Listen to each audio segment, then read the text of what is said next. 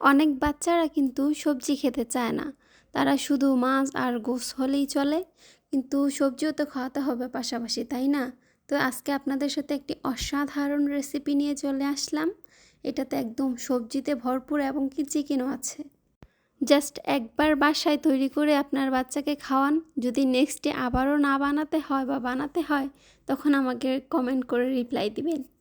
First of all আমি একটা চিকেনের ব্রেস্ট পিস নিয়ে নিলাম। সেটাকে সামান্য একটু লবণ, ব্ল্যাক পাউডার আর সামান্য একটু তেল দিয়ে সিদ্ধ করে নিলাম ভালো করে। ভালো করে সিদ্ধ করে এটাকে হাত দিয়ে ভালো করে খুলে নিলাম। কাঁটা চামচের সাহায্যেও কিন্তু আপনারা এটাকে খুলে নিতে পারেন। তা আমি সব কিছু একদম রেডি করে নিলাম। তো ফার্স্টে প্যানে আমি পরিমাণ মতো তেল দিয়ে দিলাম। তেলটা যখন গরম হয়ে আসবে তখন দিয়ে দিব হচ্ছে পেঁয়াজ কুচি। আমি কিন্তু একদম কুচি করে দিয়েছি পেঁয়াজটাকে। তারপর হচ্ছে দিয়ে দিব রসুন কুচি।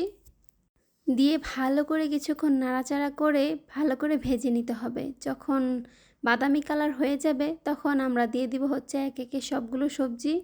তা আমি এখানে নিয়েছি হচ্ছে ক্যাপসিকাম, গাজর, তারপর হচ্ছে বাঁধাকপি, আলু সব কিছু একদম গ্রেট করে নিয়েছি, যেন বাচ্চারা খেতে খুব সহজ হয়। আস্তে আস্তে থাকলে হচ্ছে রেসিপিটা ভালো হবে না। এগুলো দিয়ে আমি একটা খুব ভেজিটেবল স্প্রিং রোল তৈরি করে দেখাবো আজকে আপনাদের। তো ভালো করে সবজিটাকে কিছুক্ষণ নাড়াচাড়া করে রান্না করে নিতে হবে। চুলার আঁচটাকে একটু কমিয়ে দিয়েই রান্না করার চেষ্টা করবেন, না হলে হচ্ছে কি পুড়ে যাওয়ার সম্ভাবনা থাকবে, বাট সিদ্ধ হবে না।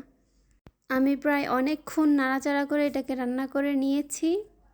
আমরা যেহেতু এই রেসিপিটা বাচ্চাদের জন্য তৈরি করব, সেজন্য আমরা ঝাল এখানে ইউজ করি নাই।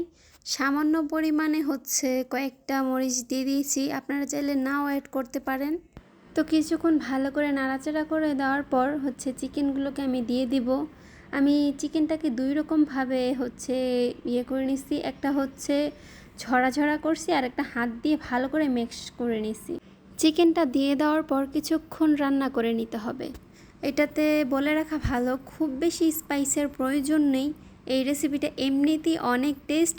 সামান্য জাস্ট দু একটা হচ্ছে স্পাইস দরকার, সেটা হচ্ছে সয়া সস, টমেটো সস, আর হচ্ছে সামান্য পরিমাণ মতো দিয়ে দিলাম হচ্ছে আমি জিরে গুঁড়া, আর এক প্যাকেট হচ্ছে ম্যাগি মশলা। আমি 2 প্যাকেট দিয়ে দিছি, কারণ আমার পরিমাণে একটু সব কিছু বেশি, সেজন্য আমি হচ্ছে 2টা দিয়েছি। আপনারা যেরকম নেবেন সব কিছু ওই রকমভাবেই স্পাইসটা দেওয়ার চেষ্টা করবেন। যেহেতু আমরা এটা বাচ্চাদের জন্য তৈরি করতেছি, সেজন্য খুব বেশি স্পাইস না দিলেই সবচেয়ে বেশি ভালো হয়, আর পুষ্টি গুণাগুণ একদম ঠিক থাকবে। আপনি যদি আপনার বাচ্চাকে এইভাবে স্প্রিং রোল তৈরি করে দেন, অবশ্যই আপনার বাচ্চা সেটাকে চেটেপুটে খেয়ে নেবে। কারণ এই কথাটা বলার কারণ হচ্ছে, আমার মেয়ে একদমই সবজি খেতে পছন্দ করে না। সে হচ্ছে সবসময় মুরগির মাংস, হচ্ছে বড় বড় মাছ এগুলাই দাও, কাটা ছাড়া মাছ। তো সবজিও তো পাশাপাশি খাওয়াতে হবে, যেহেতু পুষ্টির জন্য সব কিছুর দরকার আছে না বাচ্চাদের। তো আমি এইটা রান্না করে খাওয়ানোর পরে, স্প্রিং রোলটা বানিয়ে দেওয়ার পর, আমি বলি নাই ওকে যে আমি এটার ভিতরে সবজি দিছি, জাস্ট বলছি শুধু চিকেন দিয়ে করা। ও মাশাল্লাহ এত পছন্দ করে খাইছে, বলার বাহিরে। আমার সবগুলা স্প্রিং রোল মাশাল্লাহ শেষ, আমাকে আবারও বানাতে হবে। চিকেন সিদ্ধ করা পানিটা কিন্তু আমি ফেলে দিই নাই, সেটা কিন্তু আমি রেখে দিয়েছিলাম এই সব কিছুকে ভালো করে সিদ্ধ করে নেওয়ার জন্য। তো আমি এখন সব কিছু কষানো শেষ, এখন পানিটা দিয়ে কিছুক্ষণ ভালো করে ঢাকা দিয়ে রেখে দিব নাড়াচাড়া দিয়ে। তাহলে আমার সব কিছু রেডি। যখন তেলটা উপরে উঠে আসবে বা পানিটা একদম শুকিয়ে যাবে, তাহলে মনে করবেন আপনার স্প্রিং রোলের পুরটা একদম রেডি। আমি কিন্তু লবণ দিয়েছি, অবশ্যই সেটা হচ্ছে স্কিপ হয়ে গেছে, ক্যামেরার ভিতর হচ্ছে সেই ফুটেজটা আসেনি, সেজন্য হচ্ছে লবণটা দেখায়নি। আপনারা কিন্তু পরিমাণ মতো দেখে লবণ দিয়ে দিবেন। আর এই স্প্রিং রোলের শিটগুলো কিন্তু বাহিরে কিনতে পাওয়া যায়, তো আমি অনেকগুলো কিনে আনছি। এক প্যাকেটে প্রায় 30 থেকে 40টা থাকে। তো আমি প্রায় 30টার মতন বা এর থেকে কম হয়েছে আমার স্প্রিং রোল এই কয়েকটা পুর দিয়ে। কিভাবে আমি স্প্রিং রোলের শিটটা দিয়ে হচ্ছে মরিয়ে নিলাম, সেটা অবশ্যই ফুল ভিডিও কিন্তু আমি দেখিয়ে দিয়েছি। আর এটা অবশ্যই প্যাকেটের উপরেও লেখা থাকে। তো সামান্য একটু পানি, 1 চামচের মতো হচ্ছে আটা দিয়ে ভালো করে মিক্স করে নিতে হবে। নিয়ে মানে এটাকে আটকানোর, স্প্রিং রোলটাকে আটকানোর জন্য হচ্ছে এই ব্যাটারটা প্রয়োজন। আমি সব কিছু দিয়ে ভালো করে মিশিয়ে এখন মরিয়ে নিব।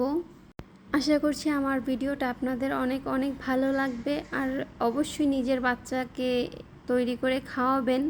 আর খুব বেশি তেল দিয়ে এগুলো ভাজতে হয় না, সামান্য একটু তেল দিয়ে ভেজে নিলে হয়। আর অনেক দিন এগুলাকে ফ্রোজেন করে রাখা যায়। একবার বানিয়ে অনেক দিন ফ্রোজেন করে রেখে দিতে পারেন আপনারা হচ্ছে বক্সে। তো আমি অনেক দিন হচ্ছে রেখে দিয়েছি। তো প্রায় মাঝে মাঝে যখন বাচ্চা আবদার করে তখন ভেজে দিলেই হয়। টেস্টেও বেস্ট আর হচ্ছে পুষ্টিগুণেও ভরপুর। এই রেসিপিটা অবশ্যই আপনার বাচ্চাকে তৈরি করে খাওয়াবেন, খুবই পছন্দ করবে। আমি তো প্রায় মাঝে মাঝে এটাকে বানিয়ে এভাবে ফ্রোজেন করে রেখে দিই। আমার আগের ভিডিওতেও আপনারা মাশাআল্লাহ অনেক পছন্দ করছেন আর হচ্ছে অনেক সাপোর্ট করছেন। ইনশাল্লাহ এরকম ভালো ভালো ভিডিও দেওয়ার চেষ্টা করব। আর ভাজার পরে দেখতে পাচ্ছেন কালারটা কীরকম হয়েছে, সেই রকম মানে টেস্টেও বেস্ট। আর মানে আমি আর বললাম না, আপনারা অবশ্যই বাসায় ট্রাই করবেন, ইনশাল্লাহ খুবই ভালো হবে। আমার ভিডিওগুলো যদি আপনাদের কাছে ভালো লাগে অবশ্যই লাইক করবেন, সাবস্ক্রাইব করবেন এবং কি পাশে থাকবেন ইনশাল্লাহ।